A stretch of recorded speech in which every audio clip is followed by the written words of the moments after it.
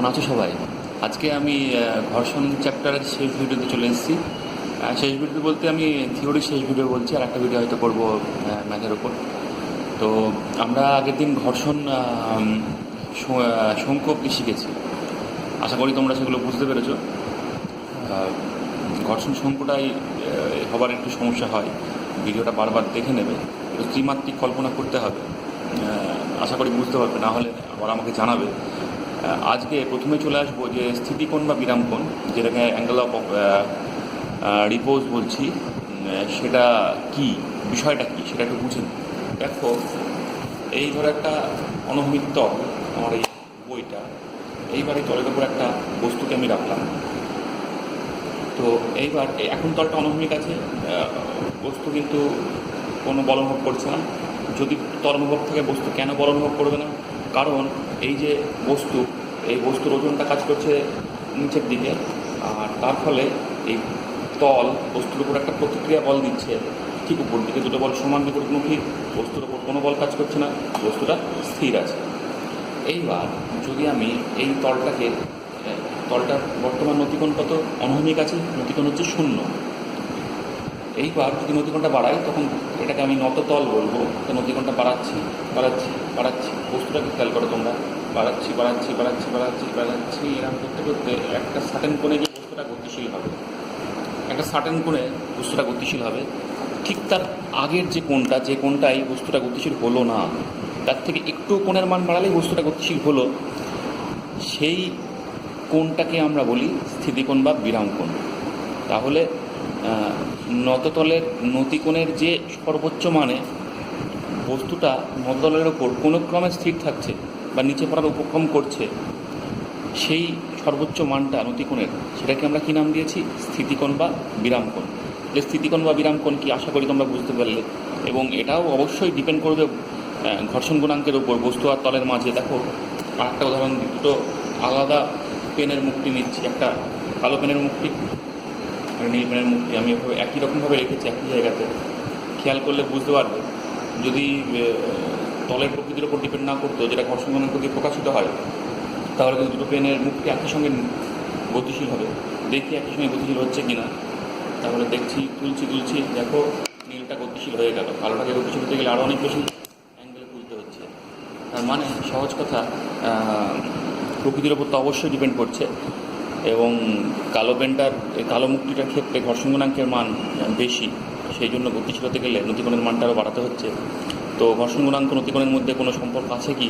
দেখলাম অবশ্যই কিছু একটা আছে, সেটা আমরা খুঁজে বার করবো আজকে।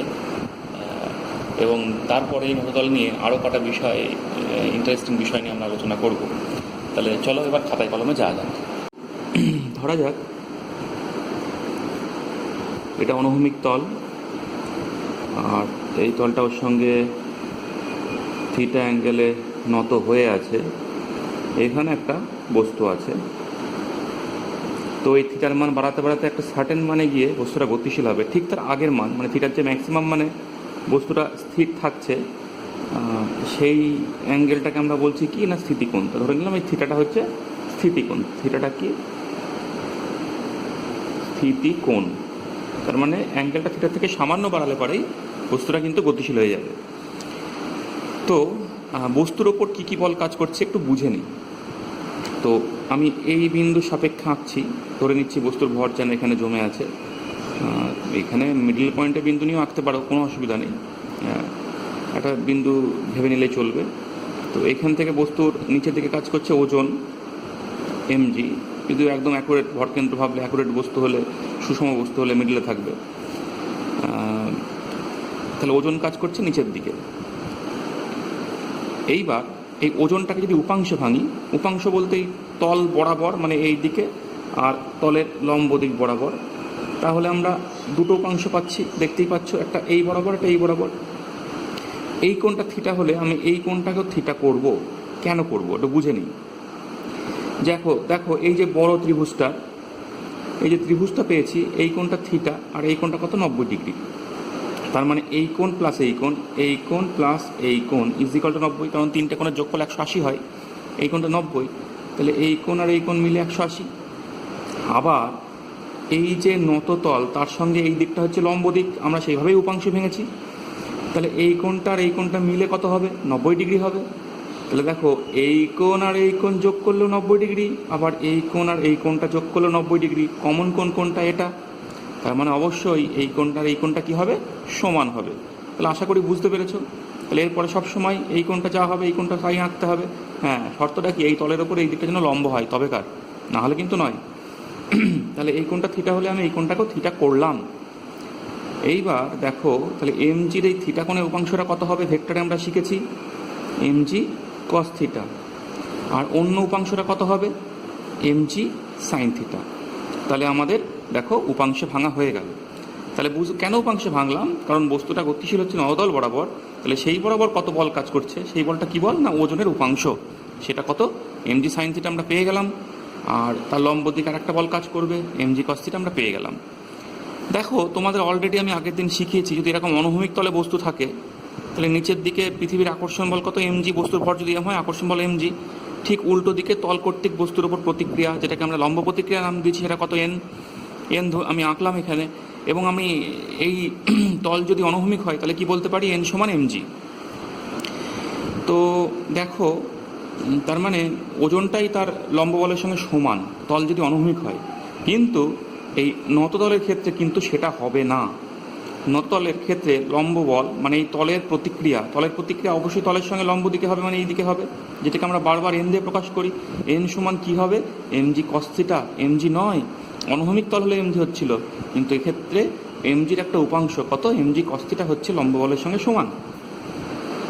এইবার বস্তুটা পড়ছে না কেন? বস্তুটা কোনো ক্রমে পড়ছে না। তার মানে কোনো ক্রমে পড়ছে না বলতে বুঝবো যে স্থিত ঘর্ষণের যে সর্বোচ্চ মান তার দ্বারা সে বাধাপ্রাপ্ত হচ্ছে। স্থিত ঘর্ষণের সর্বোচ্চ মানকে আমরা সীমাস্ত ঘর্ষণ বলি।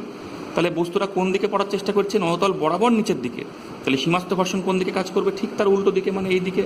সেটাকে আমরা স্মল এফ নাম দিলাম। তাহলে স্মল এফটা কি? সীমাস্ত ঘর্ষণ, অর্থাৎ স্থিত ঘর্ষণের সর্বোচ্চ মান। কেন এটা সীমাস্ত ঘর্ষণ ধরছি? কারণ কোনো ক্রমে পড়ছে না, এর থেকে অ্যাঙ্গেলটা সামান্য বাড়ালেই পড়ে যাবে, তখন কিন্তু চলঘর্ষণের বিষয় চলে আসবে। যাই হোক, আমার উপাংশে ভাঙা এবং বাকি বলগুলোকে সূচিত করা হয়ে গেছে। এবং যেহেতু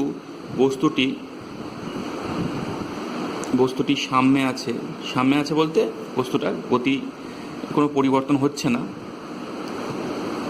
বা ভেবে নিতে পারি বস্তুর মধ্যে কোনো ত্বরণ নেই বা মন্দন নেই, অর্থাৎ সাম্যে আছে। তাহলে সেক্ষেত্রে নিশ্চয়ই দুটো লম্ব দিক বরাবর বলগুলো আলাদা আলাদা সমষ্টি শূন্য হবে। তার মানে এই বরাবর মোট বল শূন্য, এই বরাবর মোট বল শূন্য। এই বরাবর মোট বল শূন্য কেন? না এই বলটা সমান বিপরীতমুখী। এই বরাবর মোট বল শূন্য কেন? নিশ্চয়ই এই বলটা সমান বিপরীতমুখী। তাহলে সেই জন্য আমি লিখতে পারি এফ সমান এমজি সাইন থিটা। আর কি লিখতে পারি? আর লিখতে পারি এন সমান এমজি কস থিটা। তাহলে এটা আমরা লিখতে পারলাম। এইবার আমরা অলরেডি শিখেছি আগের ভিডিওতে ঘর্ষণ গুণাঙ্ক মিউ সমান ঘর্ষণ গুণাঙ্ক মিউ সমান এফ বাই এন। ঘর্ষণ গুণাঙ্ক মিউ সমান এফ বাই এন। তাহলে এফের রাশিমালা কি? Mg sine theta. এনের রাশিমালা কি? Mg cos theta. তো দেখতেই পাচ্ছ এমজি কেটে গেল, sine theta by cos theta কী হবে? ট্যান থিটা হবে। তাহলে আমরা পেলাম মিউ সমান ট্যান থিটা।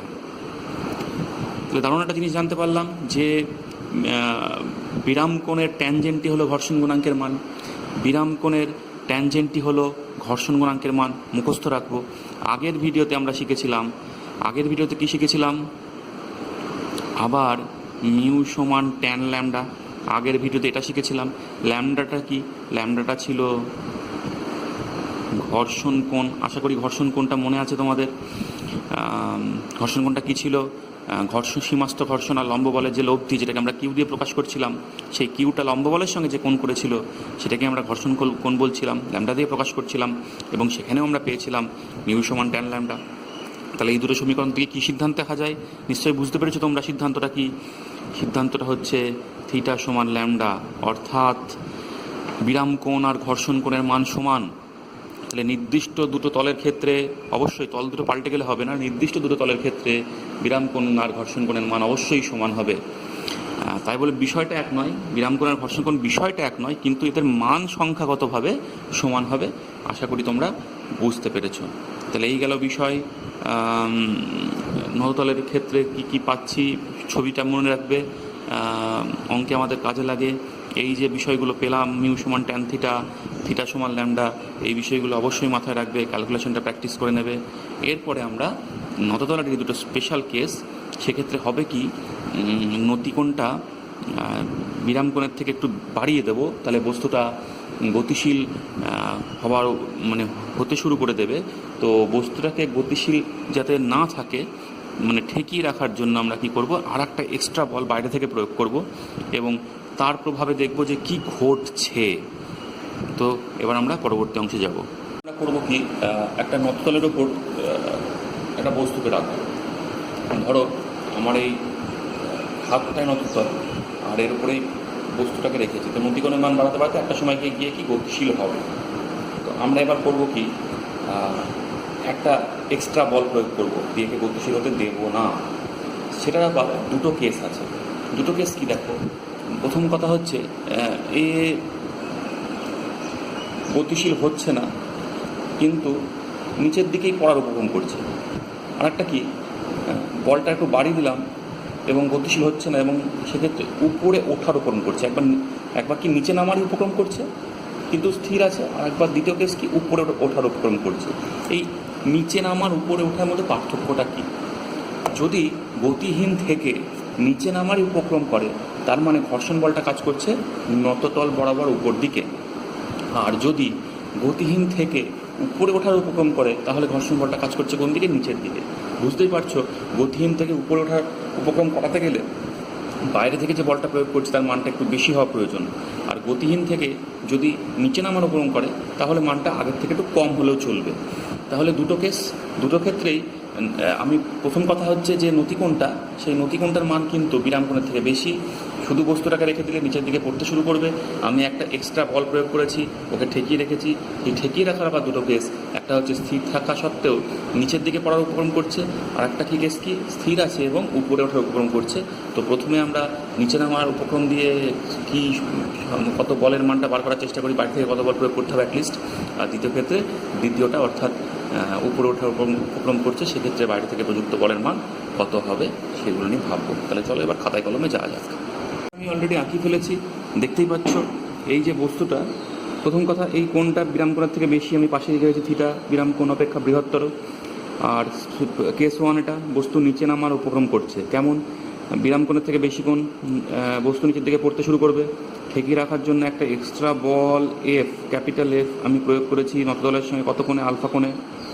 তো এবং বস্তুটা স্থির হয়ে গেছে, কিন্তু বস্তুটা কোন দিকে নামার উপক্রম করছে? নিচে নামার উপক্রম করছে। তাহলে ঘর্ষণ বল স্মল এফ কাজ করবে কি কোন দিকে? যেদিকে যাওয়ার উপক্রম করছে তার উল্টো দিকে। যেহেতু বস্তু নিচে নামার উপক্রম করছে, ঘর্ষণ বলটা কাজ করবে ঠিক ওপরের দিকে নততল বরাবর, স্মল এফ নাম দিয়েছি। ওজন কাজ করছে নিচের দিকে, দুটো উপাংশ আগের মতো ভেঙেছি। জানো তোমরা কেন এই কোণটা থিটা, তাহলে এইদিকে এমজি কস থিটা, এইদিকে এমজি সাইন থিটা। আর লম্ব বলটা কাজ করছে উপর দিকে এন। এই ক্যাপিটাল এফ বলটাকে উল্লম্ব দিক মানে তলের লম্ব দিক এবং তল বরাবর দুটো অংশে ভেঙে দিয়েছি।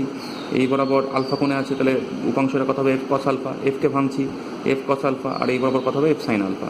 তাহলে আমরা এই বলটাকে ভাঙলাম আর এই ওজনটাকে ভাঙলাম। তাহলে সব বলগুলোকে আমি এই দিক বরাবর আর এই দিক বরাবর আনতে সক্ষম হলাম। এইবার যেহেতু বস্তু সামনে আছে, তাহলে এদিকের বল সমান ওদিকের বল, ওদিকের বল সমান এদিকের বল করতে পারবো। তাহলে আমি লিখতে পারছি বস্তু সামনে থাকায় লেখা যায় এদিকের বল করলে কি আছে উপর দিকে? F plus capital F cos alpha is equal to M G sine theta. আমরা জানি এফ সমান মিউ এন হয়, মিউ যেখানে ঘর্ষণ গুণাঙ্ক, তাহলে এফ এর বদলে মিউ এন লিখবো। এন তো লম্ব বল জানোই তোমরা, তাহলে mu N plus F cos alpha সমান এম জি সাইন থিটা। এটা আমার একটা সমীকরণ গিয়ে দাঁড়ালো। আর এদিকের বল সমান এদিকের বল করলে কি হবে? এন, আর এনের দিকে আর কে আছে? N plus F sine alpha is equal to M G cos theta. আমি এক নম্বর সমীকরণে দেখলাম এনের সঙ্গে মিউ গুণ আছে, তো আমি এনকে অমিট করব এরপরে, তো আমি ওই জন্য সব মিউ দিয়ে গুণ করে দিচ্ছি। তাহলে কী দাঁড়াবে? Mu N plus mu F sine alpha is equal to mu M G cos theta. তাহলে আশা করি এটা বুঝতে পেরেছি কী করে আসলো। এবার অবশ্যই পাশে লিখে দিতে হবে মিউটা কি। মিউটা হচ্ছে ঘর্ষণ গুণাঙ্ক। তাহলে মিউটা ঘর্ষণ গুণাঙ্ক, আশা করি তোমরা বুঝতে পেরেছো। মিউ হলো ঘর্ষণ গুণাঙ্ক। আচ্ছা, এইবার চলে আসি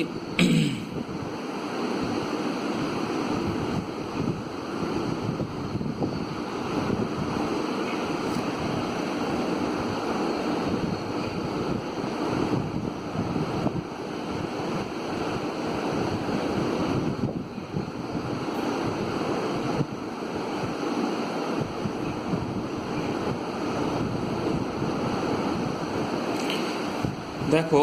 তাহলে এটা 2 নম্বর সমীকরণ নাম দিলাম। এইবার আমি যদি বিয়োগ করে দিই 1-2 করি, তাহলে দেখো এন কেটে যাচ্ছে। আমার উদ্দেশ্য হচ্ছে এনকে বাদ দেওয়া, কারণ এনটা আমি নিজেই ধরে নিয়েছি। এনের মান বলে দেওয়া নেই, বলে দেওয়া মানগুলো কোনগুলো, এম জি থিটা এইগুলো বলে দেওয়া, এইগুলোকে নিয়েই আমি ওই ক্যাপিটাল এফের মানটা পার করব। তাহলে বিয়োগ করলে দেখো মিউ এন কেটে গেল। তাহলে F cos alpha minus mu F sine alpha is equal to, ডান দিকে দাঁড়ালো এম জি sine theta minus mu M G cos theta. এই গেল মোট বিষয়। এইবার মিউ সমান আমরা জানি ট্যান ল্যামডা, সেটা কাজে লাগাবো, এফ কমন গেল। তাহলে cos alpha minus tan lambda sine theta. আশা করি ল্যামডা কি তোমাদের মনে আছে। ট্যান ল্যামডা হচ্ছে ঘর্ষণ কোণ, পাশে সেটা লিখে দেবে, আমি আর লিখছি না, যেখানে ল্যামডা হলো ঘর্ষণ কোণ। তাহলে মিউয়ের জায়গায় আমরা ট্যান ল্যামডা বসাতে পারছি। ইজ ইকুয়াল টু, ওদিকে এম জি কমন গেলে ওদিকেও আমি ট্যান ল্যামডা লিখবো। তাহলে সাইন থিটা মাইনাস মিউয়ের বদলে ট্যান ল্যামডা কস থিটা। এবার দেখো এই ল্যামডাকে আমরা ট্যান ল্যামডাকে কি লিখতে পারি, sine lambda by cos lambda. Tan ল্যামডাকে লিখতে পারি sine lambda by cos lambda. তাহলে কস ল্যামডা নিচে থাকলো, কস ল্যামডা আমার লসাগু হলো। তাহলে cos alpha cos lambda minus উপরে কি থাকবে, sine lambda by cos lambda করেছে, উপরে সাইন ল্যামডা আছে। তাহলে sine alpha sine lambda is equal to M g. একই রকমভাবে এখানেও যদি ট্যান ল্যামডাকে সাইন ল্যামডা বাই কস ল্যামডায় ভাঙি, তাহলে নিচে কস ল্যামডাটা লসাগু হলো, ওপরে হলো sine theta cos lambda minus cos theta sine lambda. এই গেল মোট বিষয়। এবার দেখো ফর্মুলা পেয়ে গেছি, কস ল্যামডা বাদ চলে গেল। ফর্মুলা পেয়েছি cos A cos B minus sine A sine B. তাহলে কস এ প্লাস বি এর formula alpha plus lambda is equal to M G sine A cos B minus cos A sine B. তাহলে sine A minus B এর formula sine theta minus lambda. তাহলে এখান থেকে পেলাম F সমান M G into sine theta minus lambda by cos alpha plus lambda. তাহলে এই গেল এফ এর মান। দেখো আমরা এম জি আর থিটা ল্যামডা আলফা এগুলো দিয়ে এফ এর মানটাকে প্রকাশ করতে সক্ষম হলাম। তাহলে এই গেল মোট বিষয়। এরপরে আমরা চলে যাব পরবর্তী বিষয়, যেখানে কি আছে, যেখানে নিচে নামার উপক্রম নয়, উপরে ওঠার উপক্রম করছে। তাহলে কি হবে দেখে নিই। তাহলে এবার হেডলাইনটা কি, সবই এক, কিন্তু বস্তুটা উপরে ওঠার উপক্রম করছে। এই গেল মোট বিষয়। তাহলে সেক্ষেত্রে ছবিটা কেমন হবে একটু বুঝে নিই। এই আমার নততল থিটা, এই ধরো বস্তু, তাহলে এমজি কাজ করছে, নিচের দিকে দুটো উপাংশে ভাঙবো। এই অ্যাঙ্গেলটা থিটা হবে, তোমরা অলরেডি বুঝে গিয়েছো। এদিকে হবে এমজি কস থিটা, এদিকে হবে এমজি সাইন থিটা। লম্ব বল কাজ করবে তলের সঙ্গে লম্ব দিকে, এদিকে তাহলে এন কাজ করছে কোন দিকে। এবার কি হচ্ছে, এই যে বলটা কোন আলফা কোণে আমি ক্যাপিটাল এফ বলটা দিলাম, কত কোণে, আলফা কোণে। তাহলে সেই বলের দূরে এবার নিচে নামার উপক্রম করছে না, স্থির অবস্থায় থেকে উপরে ওঠার উপক্রম করছে। তাহলে ঘর্ষণ বলটা কাজ করবে, স্মল এফটা কাজ করবে এবার নিচের দিকে। তাহলে আগের ছবির সঙ্গে এখানে পার্থক্য হলো, আগের ছবিতে ঘর্ষণ বলটা কাজ করেছিল উপর দিকে, আর এই ছবিতে ঘর্ষণ বলটা কাজ করছে নিচের দিকে, মাথায় রাখতে হবে। এইবার এই এফটাকে উপাংশ ভেঙে নিই, এফটা এইদিকে উপাংশ হবে আগের মতো, এফ কস আলফা, এই বড় বড় উপাংশ হবে এফ সাইন আলফা। তাহলে আগের ছবির সঙ্গে এই ছবির শুধুমাত্র এই ঘর্ষণ বলের অভিমুখ ছাড়া আর কোনো পার্থক্য নেই, আশা করি তোমরা বুঝতে পেরেছো। এই পাশে একই কথা, বস্তুরই সামনে থাকায় আমরা কি লিখতে পারি, এদিকের বল সমান এদিকের বল, এদিকের বল সমান এদিকের বল। তাহলে এদিকের বল সমান এদিকের বল যদি করি, তাহলে আমরা কি পাচ্ছি, F plus M G sine F plus M G sine theta is equal to F cos alpha. F plus M G sine theta is equal to F cos alpha. F সমান আগের বারের মতো মিউ এন লিখে দেবো, mu N plus M জি sine theta সমান F cos alpha. আমি 1 নম্বর সমীকরণ নাম দিয়ে দিলাম। আর এদিকে সমান করলে আমরা কি পাবো, এন প্লাস এফ আমরা পাচ্ছি, আবার বলে লিখবে, N plus F sine alpha সমান এম জি কস থিটা। এবার একটু যদি এর মতো করে সাজিয়ে গুছিয়ে নিই, তাহলে এন মাইনাস এম জি কস থিটা সমান মাইনাস এফ সাইন আলফা পেয়ে যাব। এবার এন কমিট করতে হবে, মিউ দিয়ে সবাইকে গুণ করি, তাহলে mu N minus mu M G cos theta সমান minus mu F sine alpha পেয়ে যাব। 2 নম্বর সমীকরণ পাশে লিখে দেবে, যেখানে মিউ হলো ঘর্ষণ গুণাঙ্ক। এবার যদি 1 - 2 করে দিই, তাহলে দেখো কি পাচ্ছি, 1 - 2 করলে মিউন কেটে গেল, তাহলে M G sine theta plus mu M G cos theta হলো ওদিকে F cos alpha plus mu F sine alpha হয়ে গেল। তাহলে বিয়োগ করার পরে দেখছি যোগ হয়ে গেল। তো এটা যদি উল্টো করে ভাবি, এটা ওদিকে আছে ওটা এদিকে আছে ভাবি, তাহলে এফ কমন গেল, এফ কমন যাওয়ার পরে পড়ে থাকবে কস আলফা আর plus F mu sine alpha. তাহলে পড়ে থাকলো কস আলফা আর মিউ এর আগের বারের মতো ট্যান ল্যামডা লিখলাম, মিউটাকে tan lambda sine alpha is equal to, এদিকে এবার এই টার্মটা এদিকে আছে ভেবে নাও, তাহলে এম জি কমন যাবে, সাইন থিটা প্লাস মিউটাকে আবার আগের মতো ট্যান ল্যামডা লিখলাম কস থিটা। পাশে অবশ্যই লিখতে হবে যেখানে ল্যামডা হলো ঘর্ষণ কোণ, এখানে লিখতেই হবে তোমাদের। তাহলে এফ আবার ট্যান ল্যামডাটাকে sine lambda by cos lambda ভাঙতে পারো, তাহলে কস ল্যামডাটা লসাগু হবে, তাহলে উপরে কি থাকবে cos alpha cos lambda minus sine alpha sine lambda. আমি একটা স্টেপ জাম্প করলাম, আশা করি বুঝতে পেরেছো কী হলো।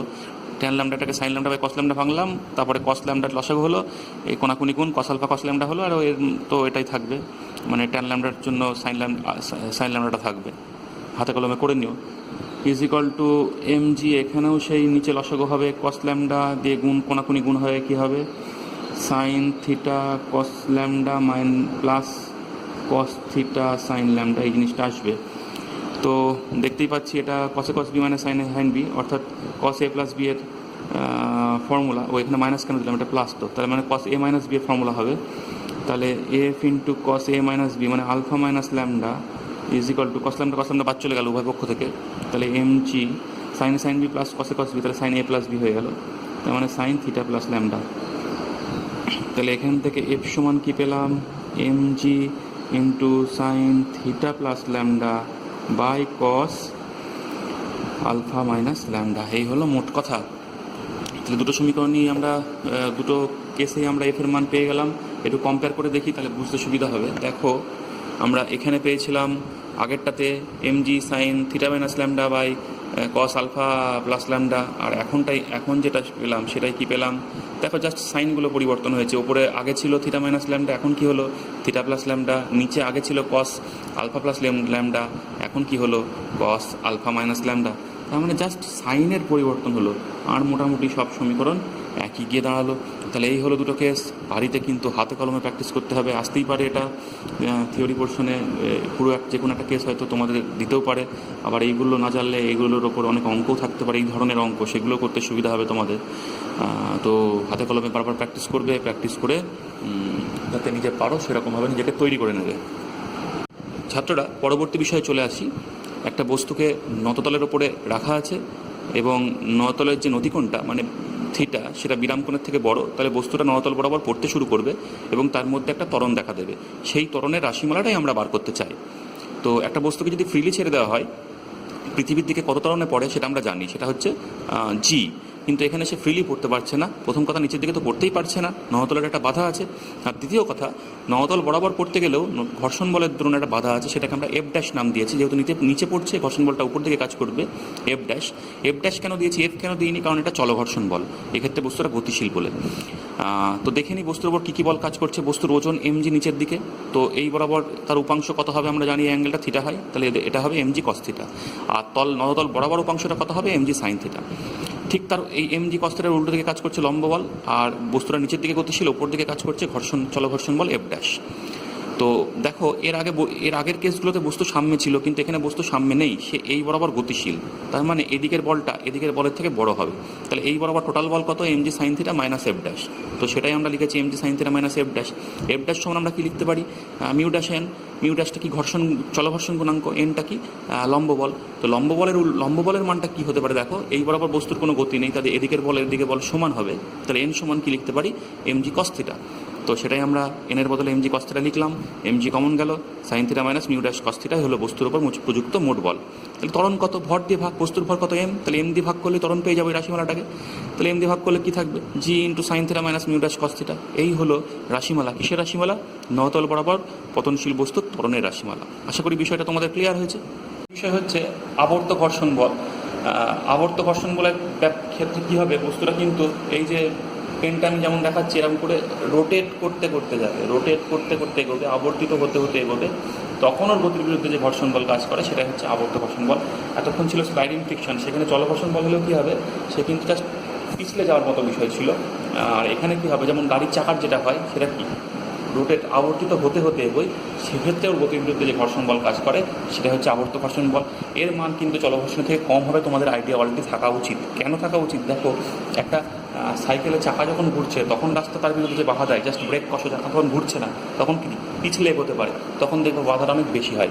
তো বাধাটা যাতে বেশি হয়, আমি যাতে থামতে পারি, সেই জন্যই তো সাইকেল বা মোটরসাইকেল বা অন্য কোনো যানবাহনের ব্রেকটা কষা হয়। তাহলে আশা করি বুঝতে পেরেছো আবর্ত ঘর্ষণ বলের মান চলঘর্ষণের থেকে অনেক কম। কিন্তু আবর্ত ঘর্ষণটা আসে কেন সেটা একটু বুঝতে হবে। দেখো, সেই খাঁজের ব্যাপারটা যখন ছিল, এই খাঁজের মধ্যে খাঁজটা ঢুকে যাচ্ছিলো, এই জন্য তো ঘর্ষণ বলের যে বিষয়টা আসছিল।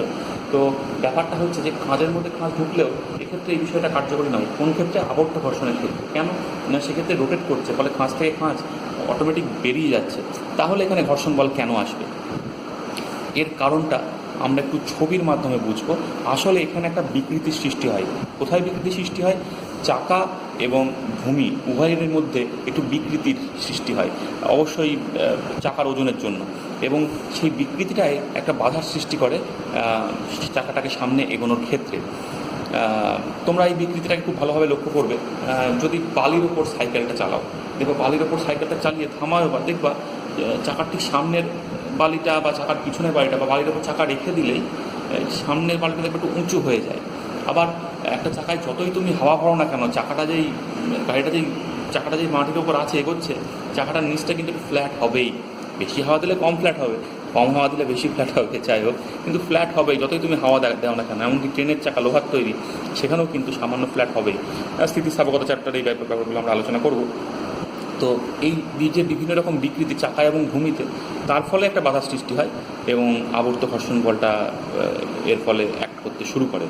তো একটু আমরা খাতায় কলমে বুঝে নিই যে ব্যাপারটা কী করে ঘটছে, তাহলেই আমাদের চ্যাপ্টারটা শেষ হবে। ধরো এই ভূমি, এর উপরে যেই চাকাটা আছে, তো চাকাটার নিচের প্রান্তটা কিন্তু ফ্ল্যাট হয়ে যাচ্ছে, একদম পারফেক্ট রাউন্ড থাকছে না। দেখবা গাড়ি যখন বেশি তোমার সাইকেলের পাম্প না থাকলে ওই জিনিসটা ঘটবে, মানে ভালো করে দেখতে পাবে, সবসময় ঘটে কিন্তু হাওয়া কম থাকলে ভালোভাবে অবজার্ভ করতে পারবে। আবার যখন লরি যায়, বালির লরি বা পাথরের লরি, দেখবা বেশ এটা অবজার্ভ করা যায়। তাহলে নিচটা একটু ফ্ল্যাট হবে, আর সামনেকার ভূমিটা একটু বিকৃত হয়ে একটু উঁচু হয়ে যাবে। চাকা এগোচ্ছে, এই বিকৃতিটাও কিন্তু সঙ্গে সঙ্গে এগোবে। তুমি বলবে স্যার এরকম তো দেখি নাই, কিন্তু খালি চোখে ধরা না গেলেও তুমি কাদা রাস্তায় যদি এরকম করে গাড়ির চাকা রাখো, দেখবে সামনে উঁচু হবে। কাদা রাস্তায় অবজার্ভ করতে পারবা, বালির ওপর অবজার্ভ করতে পারবা। এমনি রাস্তায় কী হয়, কিন্তু চোখে অতটা ধরা পড়ে না। তো হচ্ছে কি, এই চাকাটাকে যেন সবসময় এই বাধাটা পেরিয়ে এগোতে হচ্ছে এবং একটা বাধা পেরোতে হচ্ছে। তাহলে অবশ্যই একটা বাধা পাচ্ছে কোন দিকে, যেদিকে গতিশীল হওয়ার চেষ্টা করছে তার উল্টো দিকে এই বাধাটা কাজ করছে। এই বাধাটাই হচ্ছে অবশ্য আবর্ত ঘর্ষণ বলের উৎস। তাহলে বুঝতে পারছো আবর্ত ঘর্ষণ বল কেন উৎপন্ন হলো। তাহলে এক্ষেত্রে এই বাধার পরিমাণ কম, বুঝতেই পারছো। সত্যি তো একটা চাকা তুমি কাদার মধ্যে দিয়ে নিয়ে যাচ্ছ, বা এমনি এবড়ো খেবড়ো রাস্তায় নিয়ে যাচ্ছ, বা তুমি মেঝের উপর দিয়ে নিয়ে যাচ্ছ, বাধা কোথায় কম হবে? মেঝেতে, কারণ মেঝেতেই বিকৃতি কী হবে? অনেক কম হবে। তাহলে বাধা কেন কম হবে, কোথায় কম হবে, কেন কম হবে, আশা করি বুঝতে পেরেছো। তাহলে এই গেল আবর্ত ঘর্ষণ বল। সংজ্ঞাটা করে নেবে যে কোনো একটি বস্তু একটি তলের সংস্পর্শ থেকে যখন তলটির সাপেক্ষে আবর্ত গতিতে গতিশীল হয়, তখন তলটি বস্তুর গতির বিরুদ্ধে যে বল প্রয়োগ করে তাকে আবর্ত ঘর্ষণ বল বলে। আবর্ত ঘর্ষণের উৎসটা আমি বলে দিলাম, তোমরা জাস্ট একবার ভালো করে রিডিং করে নিও, তাহলেই বুঝতে পারবে। লাস্ট যে বিষয়টা আছে, ঘর্ষণজনিত সুবিধা অসুবিধা। দেখো, ঘর্ষণের ফলে আমাদের যে মনে হয় যেন সবসময় অসুবিধাই হয়, কারণ ঘর্ষণের ফলে হচ্ছে কি, অপচয়ী একটা বল, গাড়ির চাকা ঘোরাতে গেলে বল বিয়ারিংয়ে গ্রিজ লাগাতে হচ্ছে, সেখানে ঘর্ষণ হচ্ছে, আস্তে আস্তে ক্ষয়ে যায়। একটা বস্তুকে টানতে গেলে ক্ষয়ে যাবে, সবসময় যেন ঘর্ষণ বল ক্ষয়ের সৃষ্টি করে বলে আমাদের মনে হয়। কিন্তু ঘর্ষণ বলের গুরুত্বও কিন্তু অসীম। এই যেমন ঘর্ষণ বল যদি না থাকতো আমরা তো হাঁটতেই পারতাম না, কারণ হাঁটতে গেলে এই যে কোনাকুনি বল প্রয়োগ করতাম মাটির ওপর, সঙ্গে সঙ্গে পাটা পিছন দিকে পিছলে যেত, হাঁটাই সম্ভব হতো না, এমনকি দেওয়ালে পেরেক থাকাও সম্ভব হতো না। তার মানে অনেক রকম গতি আর সম্ভব থাকতো না ঘর্ষণ বল না থাকলে। তাহলে সেইগুলো এখানে লেখা আছে, তোমরা পড়ে নিও। আর ঘর্ষণজনিত যে অসুবিধাগুলো সেগুলো কাটিয়ে ওঠার বিভিন্ন উপায় আমাদের কাছে আছে, জাস্ট রিডিং পড়বা, মুখস্থ করার কিছু নেই, কনসেপ্টটা রাখলেই চলবে। তাহলে এই গেল মোটামুটি ঘর্ষণের বিষয়। তোমরা বই থেকে আর যে বিষয়গুলো দেখে নিবা, যেমন হটসে আমি যেগুলো বলছি, হটসে 2 নম্বরটা করবা, 3 নম্বরটা করবা, 4 নম্বর করবা, 2, 3, 4। হটসের 2, 3, 4 করবা। 5 নম্বর তোমরা অলরেডি জেনে গেছো। 6 নম্বর করবা ঘর্ষণ গুণাঙ্কের মান কি 1-এর থেকে বেশি হওয়া সম্ভব। 8 নম্বর দেখবা বেশি মসৃণ বা বেশি অমসৃণ কাগজে। 12 নম্বর মোটর গাড়ির ক্ষুদ্র ক্ষেত্রফলের ব্রেক যে কাজ করে। 14 নম্বর দুটি তলকে বেশি মসৃণ করলে ঘর্ষণ গুণাঙ্ক বেড়ে যায় কেন। 17 নম্বর কোনো বস্তুকে পৃথিবী থেকে চাঁদে নিয়ে গেলে। আর এই মোটামুটি এই করলেই চলবে।